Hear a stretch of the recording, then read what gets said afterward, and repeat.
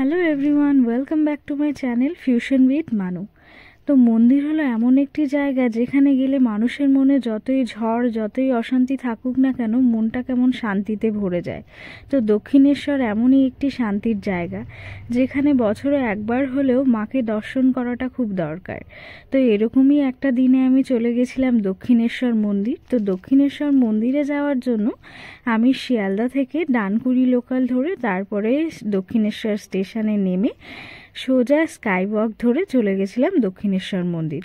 সেদিন তো অনেক ভিড় ছিল, আর তোমরা সবাই জানো যে শীতের দিনগুলোতে বিভিন্ন দর্শনীয় স্থানগুলোতে কত প্রচণ্ড পরিমাণে ভিড় থাকে।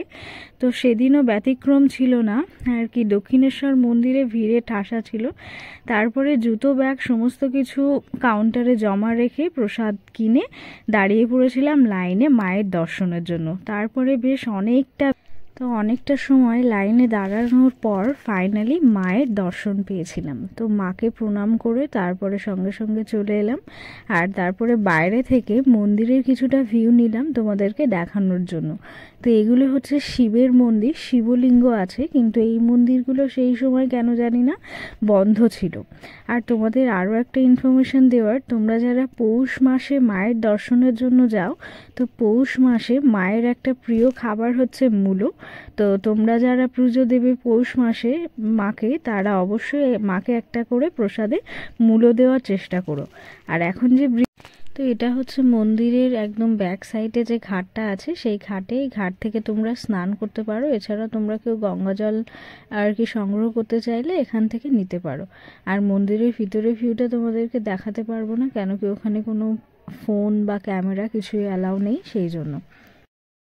আর দক্ষিণেশ্বর মায়ের মন্দিরে পুজো দেওয়ার জন্য তোমরা ঠিক মন্দিরে প্রবেশ করে ডান দিকে বিভিন্ন আর কি ফুলের বা প্রসাদের কাউন্টার আছে, সেখান থেকে প্রসাদ নিতে পারো। অথবা তোমরা স্কাই ওয়াকের পাশ দিয়ে কিছু ছোট ছোট স্টল করেও আর কি মায়ের প্রসাদ বিক্রি করা হয়, তো সেখান থেকেও তোমরা নিতে পারো। এরপরে মায়ের মন্দির দর্শন করার পরে তোমরা যদি কোনো কিছু খাবার দাবার খেতে চাও, তো ঠিক মন্দিরের অপোজিটে ফুড প্লাজা নামে একটা খাবারের আর কি রেস্টুরেন্ট আছে, ওখান থেকে তোমরা খাবার খেতে পারো। ওখানে নিরামিষ খাবার বা আমিষ খাবার সব ধরনেরই পাওয়া যায়। অথবা মন্দির থেকে বেরিয়ে একটু তোমরা হেঁটে সোজা গিয়ে বাম দিকে গেলেই তোমরা অনেক খাবারের দোকান পেয়ে যাবে। তো দক্ষিণেশ্বর মায়ের মন্দিরে পুজো দেওয়ার পর তোমরা দেখতেই পাচ্ছ যে কতটা লাইন পড়েছিল সেদিন। তো পুজো দেওয়ার পরে দক্ষিণেশ্বর মায়ের মন্দিরের কাছাকাছি আর একটা মন্দির আছে, তোমরা হয়তো অনেকেই জানো বা অনেকেই জানো না, যে আদ্যাপীঠ বলে একটা মন্দির আছে। আদ্যাপীঠ সেটাও আর কি মায়ের মন্দির। তো ওখান থেকেই অটো ধরে চলে গেছিলাম আদ্যাপীঠ মন্দিরে। আর আদ্যাপীঠ মন্দির খোলা থাকে দুপুর 12টা পর্যন্ত, মানে মায়ের দর্শন খোলা থাকে বা তোমরা মায়ের দর্শন করতে পারো দুপুর 12টা পর্যন্ত। তারপরে 12টার পরে বন্ধ হয়ে যায়, আবার 4:30তে খুলে যায়। আর আদ্যাপীঠ মায়ের মন্দিরের প্রসাদ খুবই বিখ্যাত। তো তোমরা যদি আদ্যাপীঠ মায়ের মন্দিরে যাও অবশ্যই প্রসাদ খেও। প্রসাদের মূল্য হচ্ছে পার হেড 60 টাকা। আর কারা কারা আমার মতো মাকে ভালোবাসো অবশ্যই কমেন্ট করে জানিও। আর মায়ের ভক্তরা অবশ্যই জয় মা লিখো।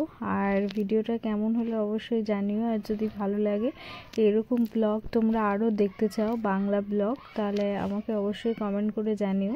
আর ভিডিওটা লাইক করে দিও। আর নতুন হলে অবশ্যই চ্যানেলটা সাবস্ক্রাইব